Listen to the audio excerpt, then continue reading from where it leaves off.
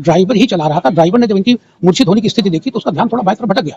ये साइड में बैठे थे, उनको ऐसे भैया भैया करने लगा, जैसा उसने बताया है। भैया भैया करने लगा, इसका ध्यान भटका, टेम्पो ने टक्कर मारी।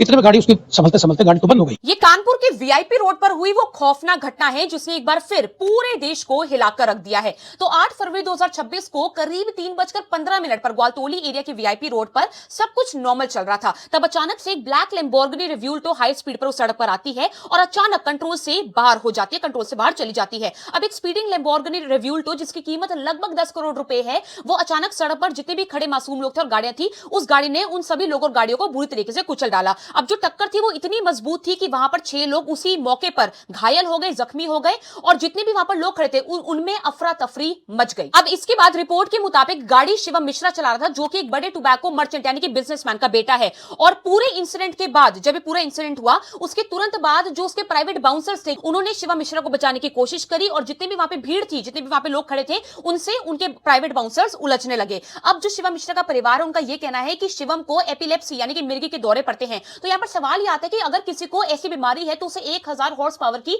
सुपर पावर कार चलानी ही क्यों दी गई। बल्कि यह भी कहा जा रहा है कि जो उनके बाउंसर्स हैं, उन्होंने इस पूरे इंसिडेंट, इस पूरे क्रैश के बाद जो उनकी लैम्बोर्गिनी कार, उसकी नंबर प्लेट को भी हटाने की, रिमूव करने की कोशिश करी थी। पूरे एक्सीडेंट के तुरंत बाद पुलिस आती है उस स्पॉट पर और एफआईआर एक अननोन ड्राइवर के नाम पर लिखी जाती है, क्योंकि शुरुआत में क्लियर ही नहीं था कि गाड़ी कौन चला रहा था। लेकिन जैसे कि आप इस वीडियो में देख पा रहे हैं कि जिस इंसान को गाड़ी से बाहर निकाला जा रहा है वो और कोई नहीं लेकिन शिवम मिश्रा है। जैसे ही सीसीटीवी फुटेजेस और आई विटनेसेस सामने आते हैं और इन्वेस्टिगेशन आगे बढ़ती है, वैसे ही एफआईआर में शिवम मिश्रा का नाम ऐड कर दिया जाता है। फैंस है जो शिवम के परिवार वाले, उनके लॉयर हैं, उनका कहना यह है कि गाड़ी ड्राइवर चला रहा था, शिवम जो है वो नहीं चला रहा था। बल्कि उनकी फैमिली ने यह भी क्लेम किया है कि जो उनकी लैम्बोर्गिनी कार है उसमें टेक्निकल इशू था। लेकिन जो पुलिस है उनका कहना यह है कि जो एविडेंस हमारे पास मौजूद है वो ये साफ साफ पॉइंट आउट करता है कि ड्राइविंग सीट पर क्रैश के समय शिवम ही मौजूद था। पहले से शिवम के परिवार वाले ड्राइवर पर जो पूरे क्रैश की जिम्मेदारी डाल रहे हैं। लेकिन यहाँ पे ड्राइवर भी, जो उनका मोहन ड्राइवर है, वो भी ये कह रहा है कि शिवम मिश्रा जी तो मेरे साथ में बैठे थे, उनको एक सीजर आया जब वो मेरे ऊपर गिर गए और मैं डर गया और मैंने उनको एक हाथ से पकड़ने की कोशिश करी। इसी वक्त जो हमारी लैम्बोर्गिनी कार है वो 3 व्हीलर व्हीकल में जाकर टकराती है,